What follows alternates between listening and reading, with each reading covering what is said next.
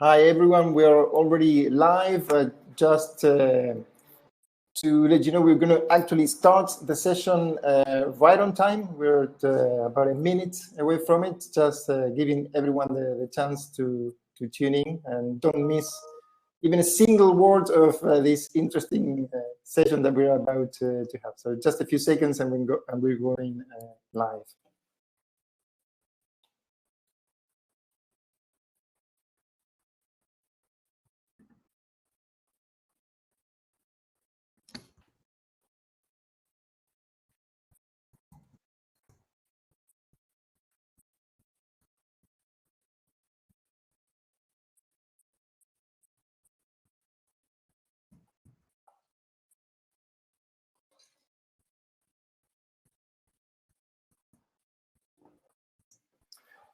Hello, welcome everyone to this new panel on day one of Nextv Plus USA 2022. We're live, it's 12 noontime Eastern time in the US. My name is Juan Pablo Conti. I am the Director of Events North America at Dataxis. We are going to dedicate this second session of the day to talk about really one of the most critical aspects of the media, video, entertainment industry, which is connectivity. You know, that vital bloodstream of bi-directional data that makes everything possible these days. We're going to be pretty comprehensive during the next 45 minutes in our look at what's going on around the connectivity business. We're going to make sure that we address every topical angle around home connectivity, in particular residential connectivity. And we're going to do that, as you would expect, from the privileged perspective of the companies that design, build, and operate the networks that we're all using to access the internet from our homes and businesses these days. To do that, I'm joined by two experts in the field, the CEO in one case, the CTO in the other, of two operators with a very, very rich history in the US cable business. So let me introduce them. Joe Canavan is the CEO of Bluestream Fiber.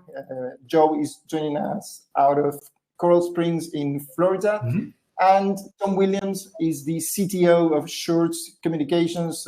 Tom is joining us out of Atlanta, Georgia today. Gentlemen, welcome. Thanks for having us. Thank you. Let's start with a brief introduction of your two operations. Joe, let's start with you. Bluestream Fiber, you're a triple play operator based in Florida. Tell us a bit about the company. When was it established? What communities are you currently serving? How many homes pass? Does the network cover? And how are your internet and video services structured? Yeah, so Bluestream Fiber, TV internet phone provider down here, solely focused in Florida. Mostly we work with homeowners associations down here. There is a very niche but large addressable market in the state of Florida where homeowner associations provide TV and internet services as part of their amenity package. And we work with those associations to do that. So we have associations that we work with all the way from Jacksonville down to Miami. Total number of subscribers, including those kind of currently getting installed, just over 100,000 subscribers today. We do have a legacy coaxial business in the towns of Coral Springs and Weston, Florida, that passes about an additional 60,000 homes. So, you know, fundamentally at the end of the day, it's mostly a fiber to the home system. But because we started back in the 70s and we actually used to be a part of the Schurz companies, the legacy cable network, part of Tom's team, we do still have a combination. So we know the ins and outs of fiber to the home, and we know the ins and outs of HFC. Excellent. And we're going to be covering how those two evolve, what it takes to fully migrate. We're going to cover that in detail in a minute. Tom, Schurz Communications, in your case, you're running operations across multiple states in the US, really from Arizona to Vermont and from Minnesota to Ohio. What's the size of the network? how has your residential product offering evolved over recent years? And also, what are the challenges of running such a geographically dispersed operation in your case? Yeah, thank you. And thanks again for having me. Yeah, we're in 6 different states across the United States, and nothing's really easy about it. We're a company made up of acquisitions. And in fact, of those 6 states that we're in, we actually feed another 2. So we're physically in 8 different states from a network perspective. We have our residential products has substantially grown. We've gone from your traditional QAM video service into more of a hybrid QAM and IP video delivery mechanism. And right now we're converting into an all IP. What's interesting is all these different acquisitions, the challenges are things like we have 8 different video platforms across the company. We serve up EPON, GPON, XGS-PON, different flavors of fixed wireless, and then of course Dataxis. So there's a lot of challenges around that from an integration standpoint as we've gone on. The good news is we're making some real progress over the last 5.5 years that I've been here. We've centered on things. So no longer do we deploy, for instance, GPON, EPON, and Dataxis. We're only deploying XGS-PON. So I'm hoping within the next 5 to 10 years, the entire company will be on XGS-PON. And we're also focusing on an IP video product that will enable us to eliminate all 8 video products that are out there. We'll be down to 1 video product within 5 years. And really, it's a video product that our customers want, as opposed to this old QAM video legacy stuff that's out there today. So lots of challenges. It's lots of fun. Hopefully we're going to keep getting bigger. So we're not stopping now. Thanks for that. What I think that the way I'd like to structure now the development of this session is try to cover at least 3 pillars of the connectivity discussion. I'd like to start first with that initial access into the home, the so-called last mile of the connectivity business, see what's happening in that big pipe coming into the home. And then really the focus of the discussion will revolve around home networking. But before there, let's see what happens when the cable comes into the home, if it is a cable. In both of your cases, I'm sure it is.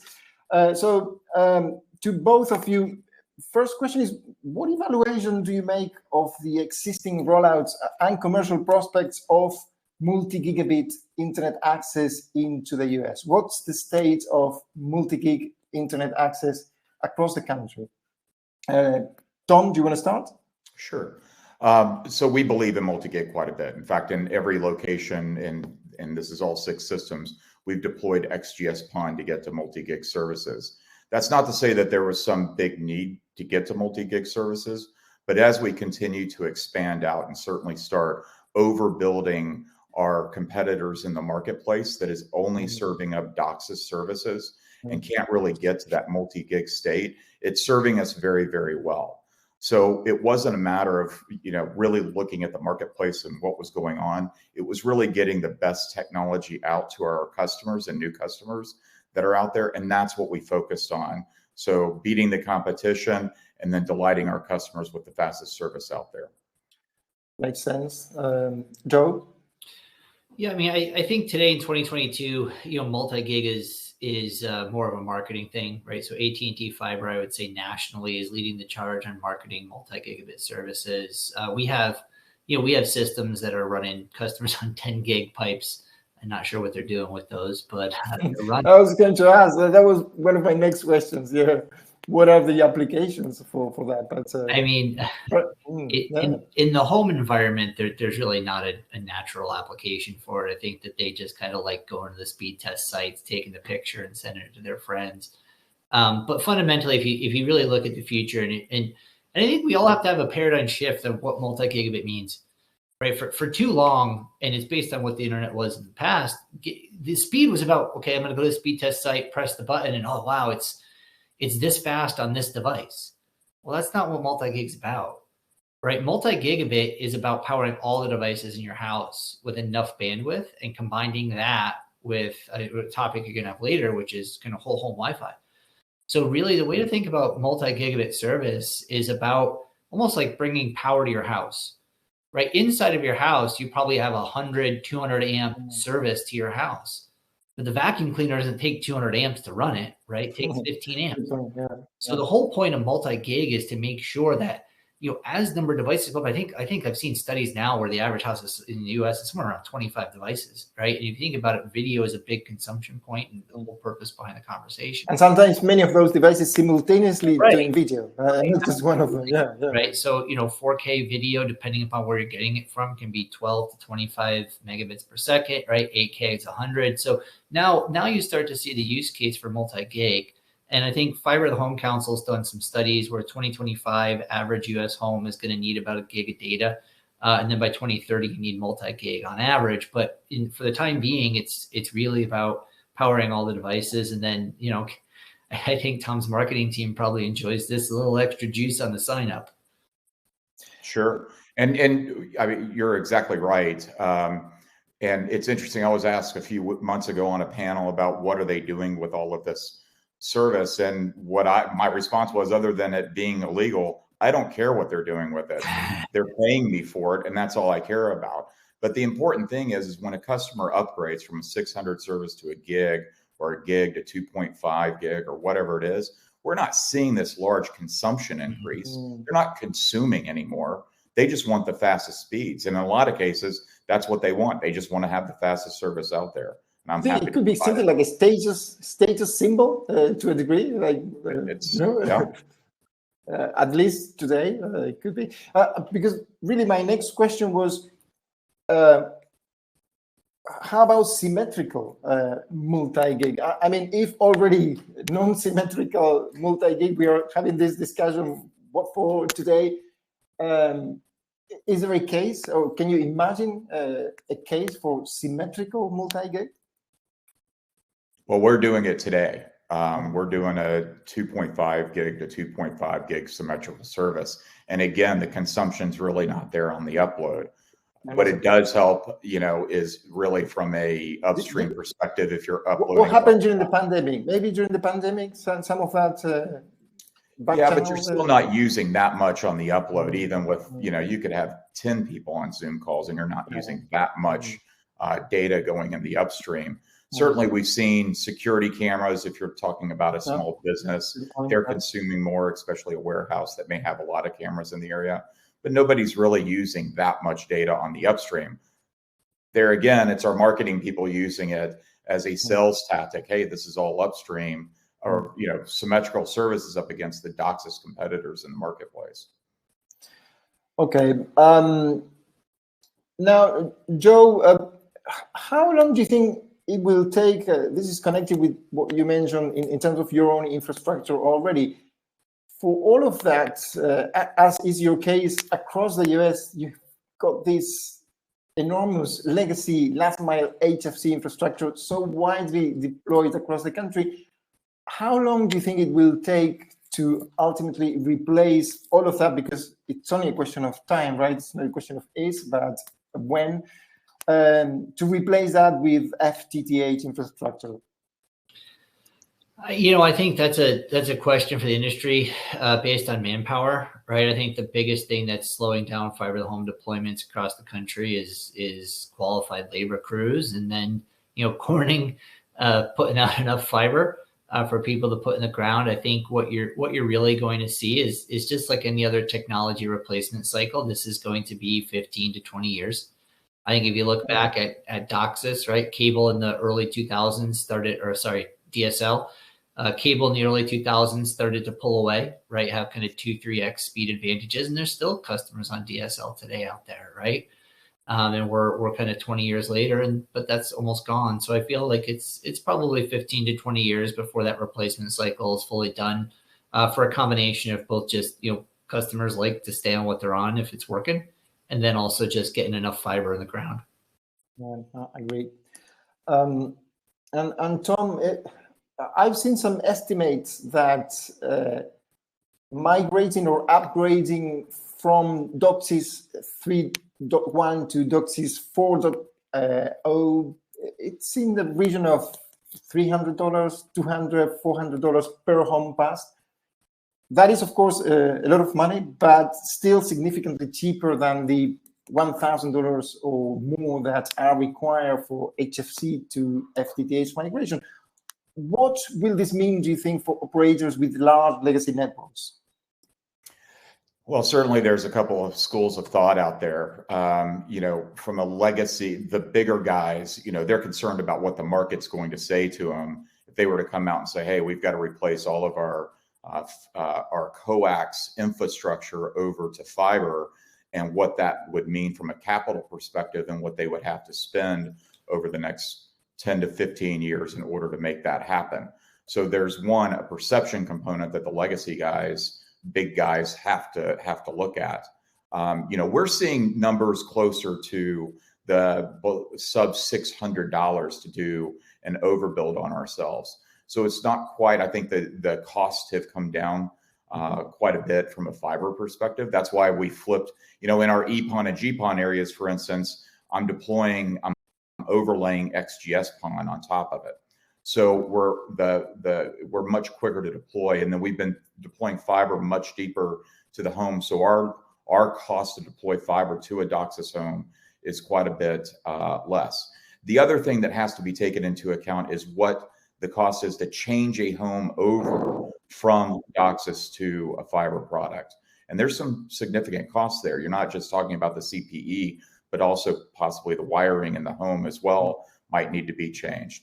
So there's a significant cost on top of the even $1,000 number that's there. Your video services, how are you going to handle video services in there? How are you going to handle the phone service? Because a lot of the legacy equipment will not be able to support a fiber phone delivered product. So there's a lot of considerations that are going to have to be taken account of. The other thing that I'd like to kind of point on up above the last question around, how, to replace fiber to the home. And again, different philosophies here.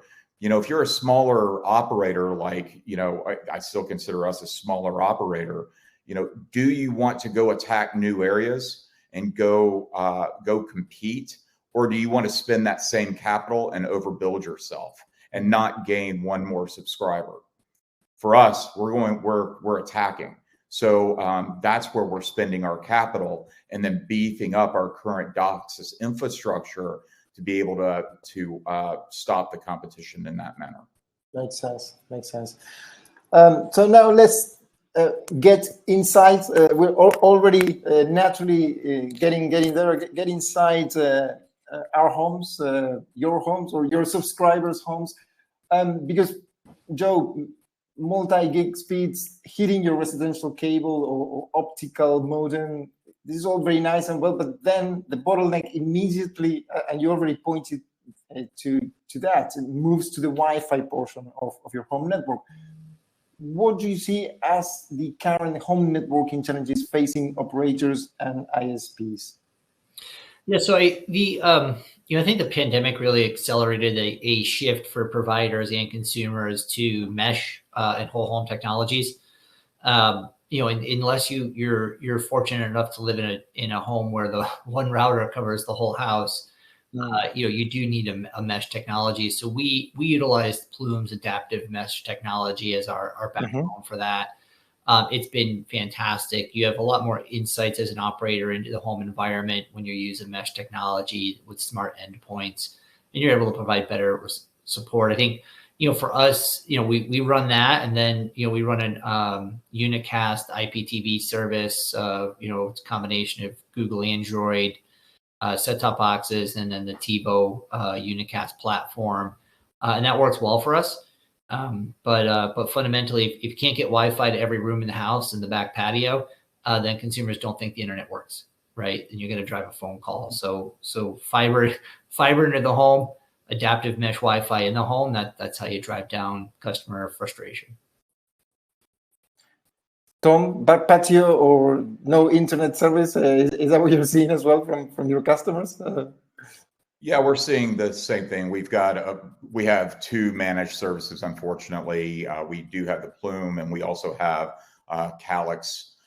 Different systems use different things for a variety of reasons. Primarily, the pandemic was one where vendors had real shortages on smart Wi-Fi devices, and our Wi-Fi product is probably our fastest growing product over the last couple of years than anything else. Not that we didn't grow substantially from a broadband perspective, but smart Wi-Fi just went through the roof. People wanted to have their service managed, and we couldn't be happier to do it for them. You know, there's new technologies that are coming out. We didn't see this big, request going from Wi-Fi 5 to Wi-Fi 6. There weren't people calling us for it. Wi-Fi 5 was working just fine. We just decided to start deploying Wi-Fi 6 and be a part of the latest product lines that are out there. Now, when you start looking at Wi-Fi 6E to Wi-Fi 7, there's some real decisions to be made there. Do you want to pay the delta between 6 and 6E, or do you just want to jump to 7? And there's a lot of schools of thought on whether to do that or not and spend the capital, almost twice to do those iterations. But again, people aren't jumping out and saying, hey, Wi-Fi 6, or we're not going to get it from you. From a multi-gig standpoint, I think you've got to have Wi-Fi 6E and ultimately Wi-Fi 7 in order to get to those higher speeds that are going to be needed. The problem is going to be on the CPE side, and when CPE devices are going to start being produced that can handle the 6E and 7 technologies. Excellent. Joe, before we move on to other areas, is there anything in particular you want to say about Wi-Fi 6? Any comments on that? I think the same thing. Look, consumers don't care what Wi-Fi version it is, right? They just want it to work. And I think that's a big change for our industry too, right?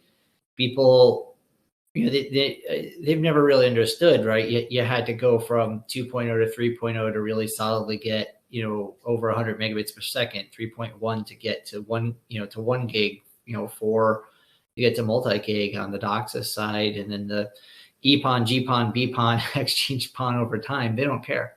They just want it to work. So, I think the bigger thing for the future is, even beyond the hardware and the chipset, is going to be how you manage that home environment. And, that's why I think you're going to see, software components of Wi-Fi become more important. And then the hardware becomes agnostic to the manufacturer as long as it works with that software platform. How much progress would you say has been made in the development and implementation of internet self-service tools that supposedly make life easier both for you as operators and for subscribers? Is that still an area of interest? Is there anything going on of interest in internet self-service? I mean, I can jump on that. I think the devices and endpoints are the smartest they've ever been, right? All of our set-top boxes that we're deploying, and I know Tom's doing this too, are IP, right? So we know everything that's going on with the box. Our agents can go in and change settings on the set-top boxes, etc. I think really the future for the consumer is preventing problems, right? So auto detecting light level and rolling trucks proactively if there's a light level issue on an ONT. One of the problems we have with mesh networking is people like to unplug the devices, right? So we're hoping next year, by the end of next year, we automatically send an email or a text to somebody that says, hey, by the way, you just unplugged your mesh router, right? That you've titled as bedroom or kitchen or whatever. So I think those are the things, but you don't need self-service if you install it right and you keep an eye on it. And that's really where I think over the next 3 to 5 years, the biggest development in customer support is going to be. Okay. Yeah, I completely agree with all of that. Some of the self-service things we have done are around, being able to do upgrades on your own. So log on to your account and be able to upgrade your service from 600 meg to a gig. And if you don't have the proper equipment, then you can select the time for a install or upgrade to the home. And that's been very helpful. That's reduced calls to our call center, which is significant. And it's streamlined certainly the installation team to be able to get out to those homes much sooner. So that's been a big help. We've also done some things around move to like text to chat and texting information to the customer. So that reduces the amount of calls coming into the call center, and people are being, consumers are able to talk to us in the manner that works best for them. When I first started, it was just, you have to call the cable company, and you get, you get picked up on when you get picked up on. Now we've got customer service reps that can handle 6 different chats at one time, be able to service customers in 6 different, at 6 times, and resolve those issues much, much quicker. So those are all the different ways from a back office perspective. We've changed the way that we've done business so that our customers can talk to us easier. Okay. Joe, how much room do you see for new, unexplored, or more creative ways of experimenting with bundling of different services, the different services that an operator like you typically offers? Can you imagine some new combinations emerging? How are you seeing the bundling possibilities these days? Yeah, I mean, so today in the US, about 60% of homes, last study out, still have traditional pay TV. So that's still a pretty substantial bundle, right, for operators out there. And I think that you've seen in the US, especially, that traditional pay TV operators are no longer underwriting that using broadband revenue, right? So the broadband, you're paying full price for video now. But I think our job is to become more of technology partners for the home, right? So providing better home Wi-Fi and getting compensated for that, right? Are there opportunities in the future to do more tech support for consumers? I mean, that's always been a question for the industry. I don't know. But fundamentally right now it's, we've gone from this concept that we're going to become dumb pipes to, well, no, we're almost like electricity in the home. We got to power everything.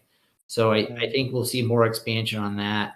And then I think you're going to see a lot of us continue to embrace over the top consolidation of video, right? So whether it's working with partners like My Bundle TV, whether it's working with DirecTV Stream or YouTube or Hulu, for them to provide the primary video service if the consumers want it instead of ours. And then the device that they connect to provides, the aggregation of the other content, right? The Netflix and the Amazon Primes of the world.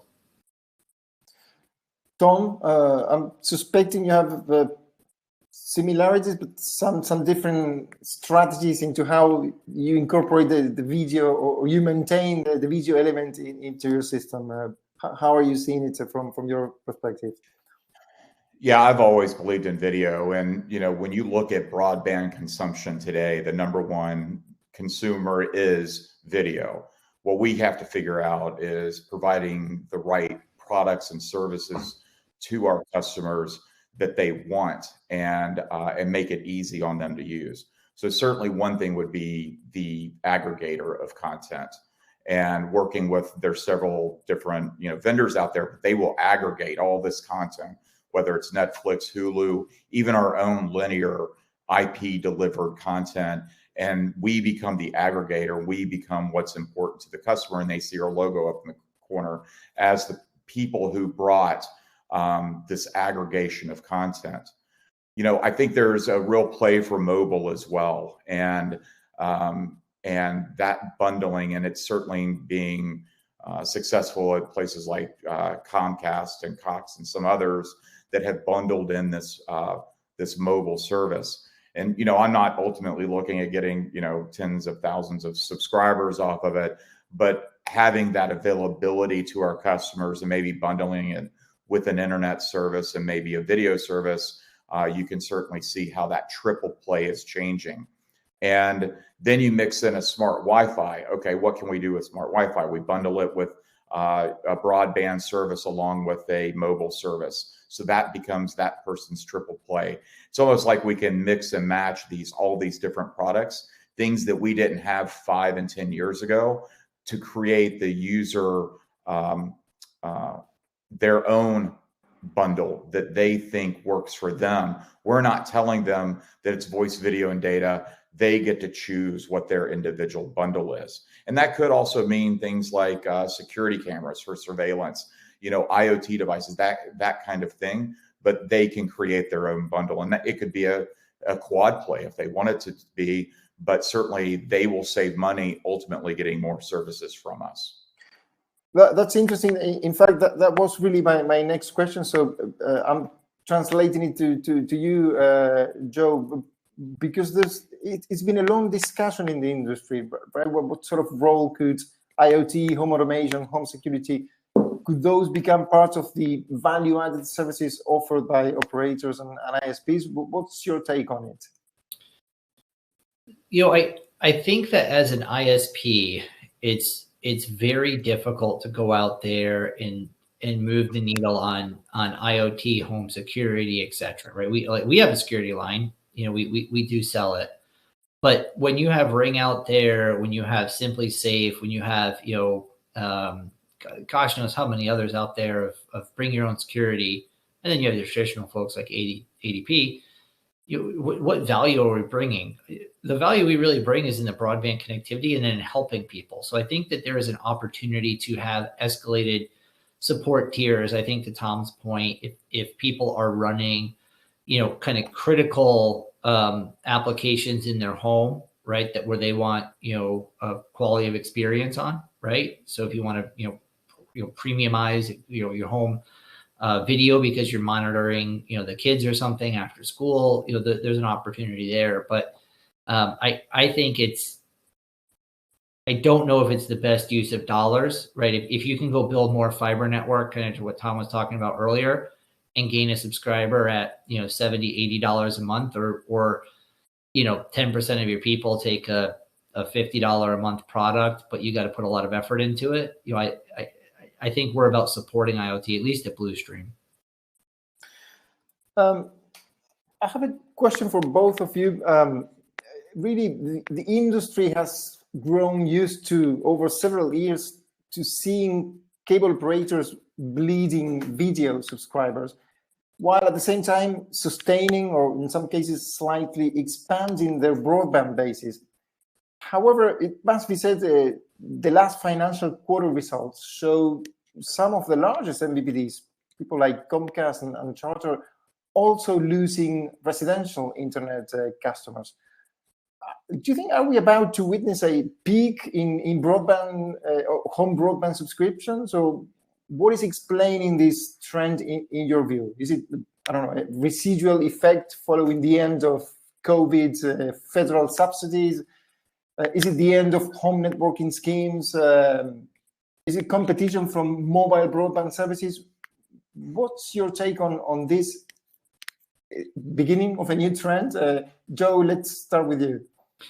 So, I think what you're really seeing is a technology conversion, right? So, I had a lot of experience working at, traditional cable providers back when Verizon was rolling out Fios, or when RCN came in, would be kind of the first overbuilder, if you were, in some of the areas. And you saw an immediate shift of 15 to 20% of subscribers, some areas higher. And then you had status quo.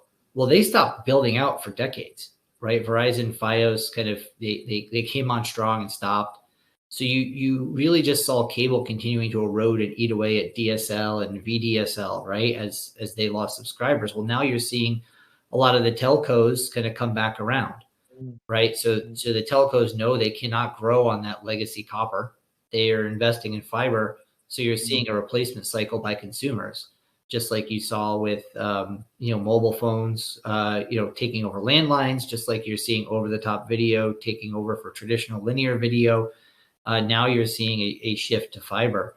And, if you look at the customer satisfaction scores, right, even just take, QSAT for AT&T, which, notoriously in our industry for home consumer broadband is ranked very low.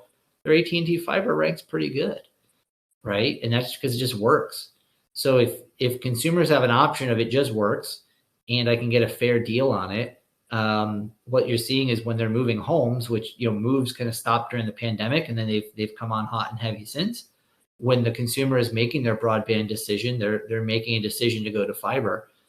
So that's what you're seeing. Are there 1-2% a year of home growth for broadband because it's just home growth overall, and people who didn't have broadband before getting it? Yeah, but it's that replacement cycle. So you're going to continue to see coaxial decline. So the way we should really be looking at broadband is not as the whole pie, but how is the percentage of that pie shifting on a monthly, quarterly, annual basis from a last mile HFC technology to a last mile FTTH technology? Good point. Tom, do you agree? I agree with all of that. Some other thoughts also is, for us, we grew we did 4 years of installs in 2 years during the pandemic. Everyone needed broadband service. People realized that DSL was not going to be fast enough. I suspect these larger guys did the same kind of business, maybe not the same scale, but certainly they did, 3 years worth in 2 years or whatever it may be.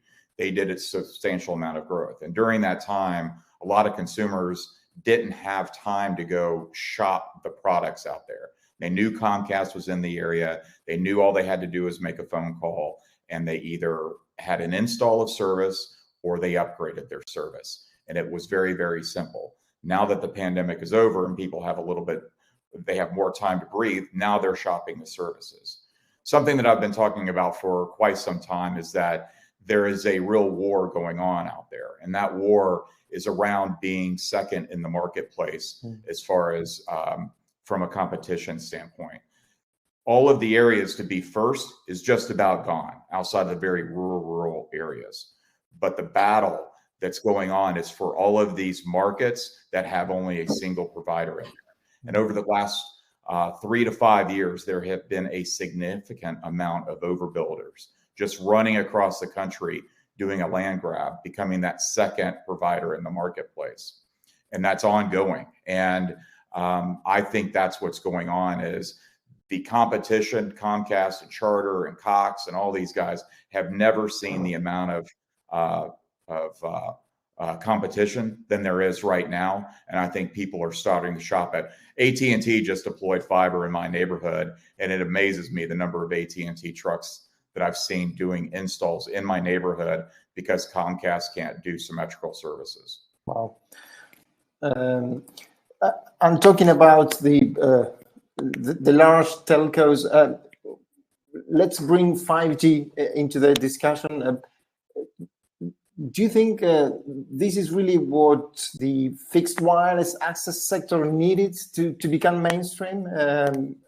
It is one of the supposedly first real applications and drivers for 5G. How are you both seeing it, Joe? I mean, we were one of the first 5G fixed wireless markets in the country, right? Coral Springs was one of the very early ones for both Verizon and T-Mo. I mean, we really didn't see much come in. I think you're seeing it supplement some consumers that are more economically sensitive, right? So you're seeing people who are making a choice for, an extra line a month on their wireless. They get to have home broadband, but the speeds are slowing down as more and more people get on those networks. They have to deploy more and more towers in those areas as more and more saturation occurs on each one of those. So, and then the challenge is, that old problem of all cellular networks, right? And at the end of the day, there's only so much spectrum, right? So any wireless technology, I mean, I can't tell you how many times, whether it was 3G or 4G LTE or 5G, you'd read the report when it comes out of the lab that this is what's going to kill fixed broadband, right? Every time. And then reality hits. And the first test in the first city for that one device is slamming, right? Oh man, we got 2 gigs. We're cooking. Well, then when you get to the real world, it's a couple of megs, just like Starlink, right? Starlink's a great technology for what it's for, right? But it's not going to replace average American households fixed broadband. I mean, how are you going to get 10 gig over wireless to 500 homes in this big of an area? You're not. You're going to saturate it. You're going to need a broadband connection. I think the bigger thing you're going to see is You're going to continue to see a consolidation of broadband. You're going to see whether it's Verizon or T-Mobile look to try to partner with more and more or purchase a large wireline provider. And then you're going to see, those of us who fill in the donut holes, pick partners that we're working with, right? So whether it's the NCTC in the US leading the way on defining partnerships, or whether it's somebody else extending the olive branch. And then what we're going to do is use our fiber networks to help supplement them by putting pedestals out there that are 5G connected, or by putting access points in homes that also support 5G technology, or 6, 7, 8, whatever. Tom, 5G? Everything Joe said, I believe in. And, as far as I'm concerned, if the 5G guys want to continue buying broadband from me at business, cost, then they can keep spending their money with me, because I'll certainly take it. But I don't see them taking our market at all. They'll get 1 or 2 people, but that's it. Okay, we'll see. So we're getting close to. We have less than 5 minutes. Probably time for 1 or 2 final questions. Let's delve also into future upcoming technologies. Web 3.0 is consistently one that comes up in similar discussions. What impact do you think Web 3.0, the metaverse, will have on the future of the telecom business in particular? Do you already have a view, Tom? Certainly it's something to watch. What I'm more concerned with are the applications that haven't even been dreamed up yet that's going to consume bandwidth.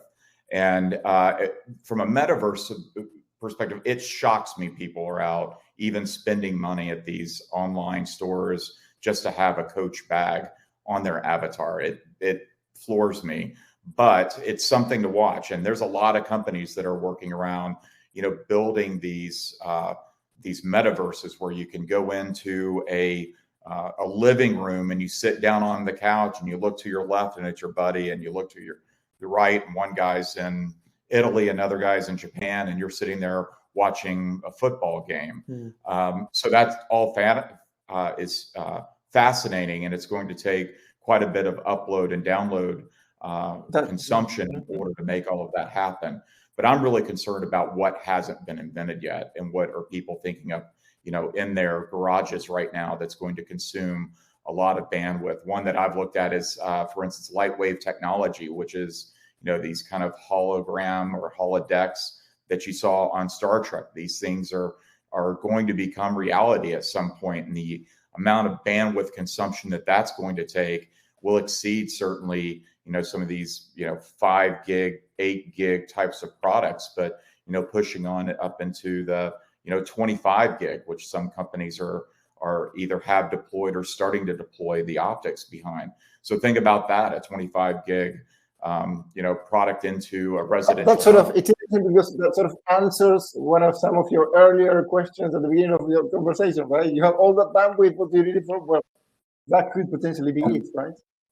That's right. That's right. So we have to keep looking forward and not looking a year, 2 years down the road, but really 10 years down the road. What is going to consume the bandwidth then? And are we putting in the right infrastructure and able to continue to maintain what we have and continue to upgrade it as needed? Joe? Yeah, if the metaverse was going to take off, it would have taken off already, right? It has all the advantages it needs. I think the more near-term consumer technology, and I don't know anyone who's gotten it even close to right yet, is going to be augmented reality, my opinion, right? Just one guy's opinion, not even the company's opinion. We already live in a universe, happens to be, pretty robust, pretty good graphically around me. And I think people augmenting that would make a lot more sense than putting themselves in a 90s version of a Disney animated movie. So a little sarcasm there, but and that goes along the lines of what Tom's talking about, whether it's hologram or some kind of crazy holodeck thing in the future. But the more that I think you can augment reality, the more that I think consumers will adopt it. I think we've gotten kind of to the end of what this device can do, and someone's got to invent another device, and it's not going to be a headset that consumers want, right? That this flat kind of 2D view of the world is kind of Web 2.0, right? We had laptops, which I'm staring at right now. Then you had that. We don't know. Tom's right. There's some kid might not even be born yet, but they're going to go to Stanford or Harvard or trade school and invent something. But we'll be ready for it. Once you get fiber in the ground, upgrades are cheap, right? You're upgrading the controller, right? The PON controller, whatever flavor or version you have, to the next version, and you're upgrading the ONTs in the home on an as-needed basis, and you're getting paid for it. Yep. Joe, Tom, we've run out of time. It's been fascinating. I promised we would be comprehensive and cover every single angle around the connectivity discussion. I think we have delivered. So thanks a lot to both of you for that. We're going to have a short break, a networking break. Make the most. Remember, you can create connections, network with that. And this, the only thing you need to do that is you need to set your profile to public. If you do, you can talk to, we have hundreds of people registered and attending today. So make the most of these networking breaks. We're going to join you back in 15 minutes with another fascinating panel about user experience. So don't miss it. Again, Joe, Tom, thanks very much and see you soon. Bye, guys. Thank you.